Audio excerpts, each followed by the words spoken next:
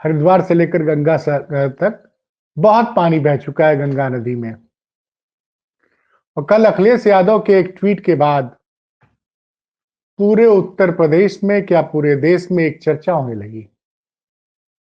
दरअसल 2 दिनों से लगातार अखिलेश यादव कुछ ऐसा कर दे रहे हैं जिससे पूरे देश में उनकी चर्चा हो रही है।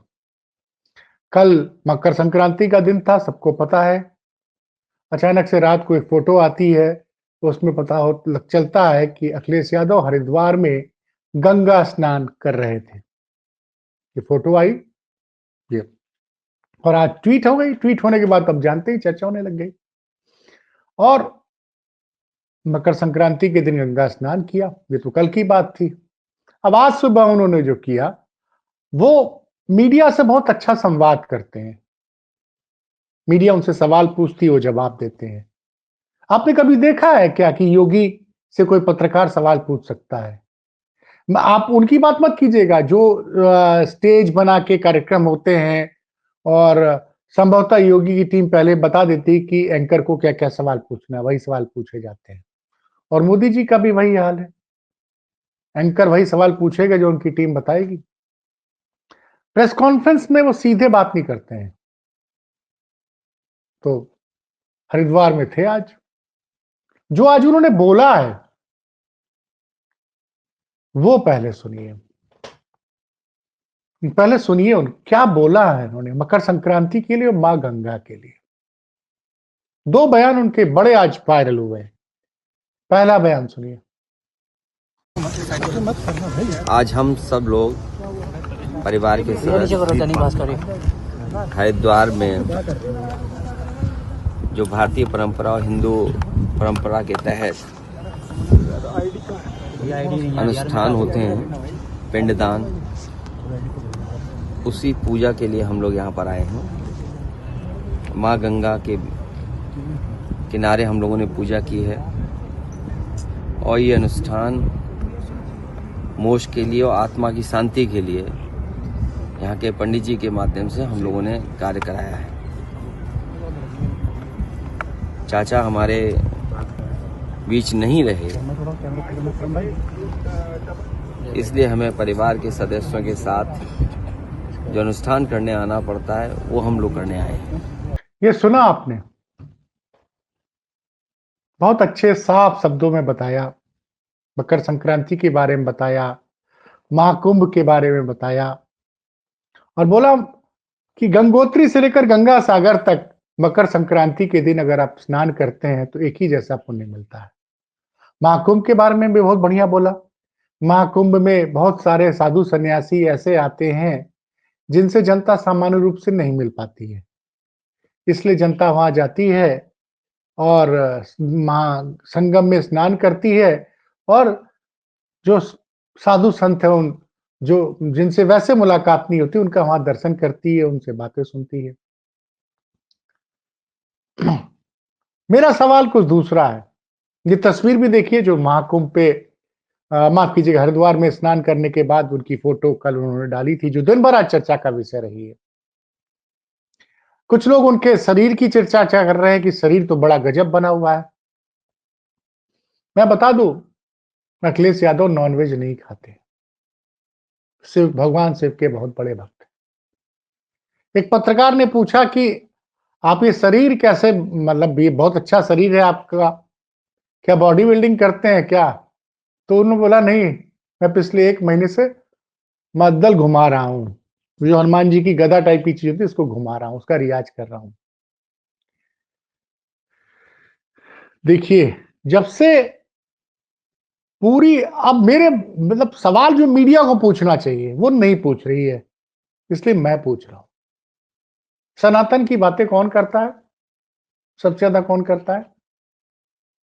भारतीय जनता पार्टी करती है, नरेंद्र मोदी करते हैं, योगी आदित्यनाथ करते हैं, अमित शाह करते हैं। मकर संक्रांति में अखिलेश यादव जी तो हरिद्वार में गंगा में स्नान कर लिए। क्या आपने कोई ऐसी तस्वीर देखी जहां नरेंद्र मोदी जी ने मकर संक्रांति के दिन गंगा में स्नान किया? या योगी आदित्यनाथ की तस्वीर देखी आपने? अब आप सोच रहे होंगे पाठक जी ऐसा क्यों कह रहे हैं? इसलिए पूछ रहा हूं मैं कि जो आदमी सनातन धर्म की इज्जत करता है, धर्म के नियम कानून अपनाता है, प्रचार प्रसार नहीं करता है। असली सनातनी कौन है? जो चुपचाप जाता है, गंगा स्नान करता है, दान पुण्य करता है, चला आता है। वो फोटो नहीं खिंचवाता है। अब फोटो खिंचवाने की बात क्यों कर रहा हूं? क्योंकि एक नई परंपरा आ गई है आजकल। ये तो मकर संक्रांति की बात हो गई। अगर आप देखिए तो नवरात्र में कन्या पूजन होता है ना, अष्टमी और नवमी के दिन। अखिलेश जी के यहां हमेशा कन्या पूजन होता रहा है, लेकिन वो तस्वीरें शेयर नहीं करते हैं। आपको पता है ना, शायद बहुतों को ये जानकारी नहीं होगी, अखिलेश यादव शंकर भगवान के बहुत बड़े भक्त हैं। इसीलिए इटावा में बहुत दिव्य भगवान शंकर का मंदिर बना रहे हैं। और जानते हैं मंदिर कैसे बन रहा है, किन पत्थरों से बन रहा है? जैसा मंदिर केदारनाथ में है। और पिछले 1 साल से ज्यादा समय से वो मंदिर बन रहा है। जब वो बनेगा ना, तो बड़ा दिव्य भगवान शंकर का मंदिर बनेगा। लेकिन वो इन चीजों का, ये धर्म जो उनका मानना है कि धर्म निजी चीज है, और धर्म मेरा भी मानना है कि धर्म एक आस्था की चीज है। उसका हम प्रचार बहुत ज्यादा धर्म के बारे में बताए ना कि हम कौन सा धर्म मानते हैं, क्या करते हैं। पूजा एक भक्त और भगवान के बीच का संवाद है। वो फोटो नहीं खिंचाते हैं। आप में से कितने लोगों को पता है कि भगवान शंकर का दिव्य मंदिर इटावा में अखिलेश यादव बनवा रहे हैं? कितनी देर आपने इस मीडिया में इसकी चर्चा सुनी? और सुन लीजिए, उसके लिए किसी से चंदा भी नहीं मांगा गया। दक्षिण भारत के लोग आए हैं और बहुत बढ़िया लाजवाब मंदिर बन रहा है। मैं आपको जल्दी ही दिखाऊंगा। अखिलेश जी ने बोल रखा है कि जब हमारा शंकर भगवान का मंदिर बन जाएगा और अयोध्या में रामलला का मंदिर भी पूरा बन जाएगा, तो मैं दोनों जगह सपरिवार जाके दर्शन पूजन करूंगा। वैसे उसका शिला पूजन पिछले साल हम पत्रकारों के सामने नेपाल से स्पेशल तरह की सिलाएं मंगाई गई थी, वो पार्टी कार्यालय में हुआ था। खैर, उसकी छोटी मोटी मीडिया कवरेज हुई थी। अब ये बातें मैं क्यों बता रहा हूं? आप सोच रहे होंगे पाठक जी आज ये सब बातें क्यों बता रहे हैं? इसलिए बता रहा हूं क्योंकि अखिलेश यादव को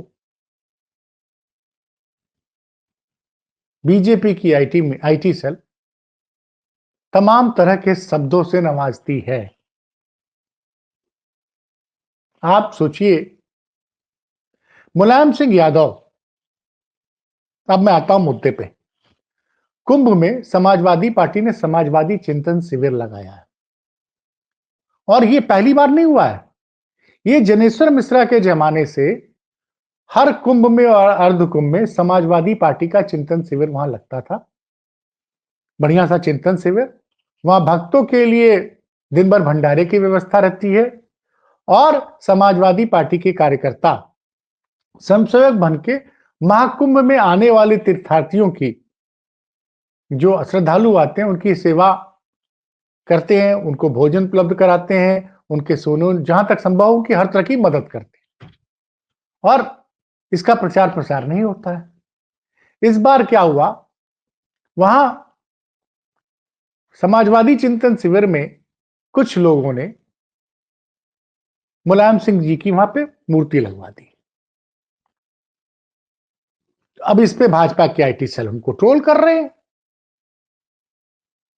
आप ये बताइए कि अंबेडकर जी को इस देश की काफी आबादी भगवान मानती है, उसी तरह से उत्तर प्रदेश और बिहार और कई राज्यों में मुलायम सिंह यादव को कई दलित और पिछड़े अपना भगवान मानते हैं। मैं अपना एक व्यक्तिगत अनुभव बता रहा हूं। जिस दिन नेताजी का निधन हुआ था, उसके अगले दिन मैं सैफई जा रहा था। तो सौभाग्य से हमारे एक मित्र थे, और मैं कुछ उत्तर प्रदेश सरकार के मंत्रियों के साथ उनकी गाड़ी में गया। नाम मैं नहीं बताऊंगा, उसके लिए आपको मेरे ट्विटर टाइमलाइन पे जाके देखना पड़ेगा किन किन मंत्रियों के साथ मैं गया था।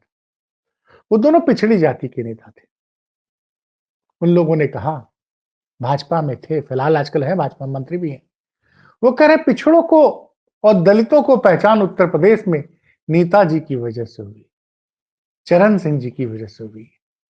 सोचिए, उन्होंने काशीराम का भी जिक्र किया क्योंकि उसमें कुछ लोग बसपा में भी रहे थे। और जब मैं वहां गया सैफई में, तो नेताजी को श्रद्धांजलि देने के लिए हर दल के, हर बिरादरी के नेता आए थे। और आपको याद होगा कि उनको अंतिम विदाई देने के लिए कई लाख लोग सैफई पहुंच गए थे। और सैफई नेताजी का जो गांव है, वो किसी मेन हाईवे पे नहीं है। वो मेन हाईवे से उतर के आपको जाना पड़ता है। कोई अपने संसाधन से पहुंचा, कई लोग पैदल पहुंचे, और लाखों की हुजूम उनको अंतिम विदाई देने आया था। याद करिए, जब नेताजी का निधन हुआ था, न उत्तर प्रदेश में समाजवादी पार्टी की सरकार थी, न केंद्र में सपा। उसके बाद भी ऐसा हुजूम, ऐसी विदाई मैंने अपनी आंख के सामने नहीं देखी थी उत्तर प्रदेश में। अपार जनसमूह। तो अगर उनकी मूर्ति समाजवादी चिंतन शिविर में लग गई है, तो भाजपा के आईटी सेल उसको लेके तमाम सवाल उठा रहे हैं और उनको मुल्ला मुलायम बोला जा रहा है। अखिलेश जी के साथ भी इसी तरह के शब्दों का इस्तेमाल किया जाता है। मेरा सवाल सिर्फ इतना सा है, अखिलेश यादव जी ने तो कल मकर संक्रांति में गंगा स्नान किया। ये सनातन की, दिन रात सनातन का गाना गाने वाले लोग, इनमें से किसी तीनों लोगों ने, किसी ने स्नान किया तो उनकी फोटो मुझे दिखा दीजिए, दिखा दीजिए। और आपको बताऊं, इलाहाबाद में जब 2013 में कुंभ हुआ था, महाकुंभ, अखिलेश यादव मुख्यमंत्री था। इतना शानदार आयोजन हुआ था, इतना शानदार आयोजन हुआ था कि अमेरिका की हार्वर्ड यूनिवर्सिटी ने उस आयोजन के लिए अखिलेश जी की सरकार को सम्मानित किया था। तो और इसलिए ये सारी बातें आज करनी जरूरी है। फैसला आप कीजिए कि कौन सनातन का असली सच्चा सिपाही है। रिपोर्ट कैसी लगी बताइएगा जरूर। देखते रहिए खबर दस्तक। रिपोर्ट अच्छी लगी तो शेयर कीजिए, चैनल को शेयर और सब्सक्राइब कीजिए। बहुत बहुत धन्यवाद।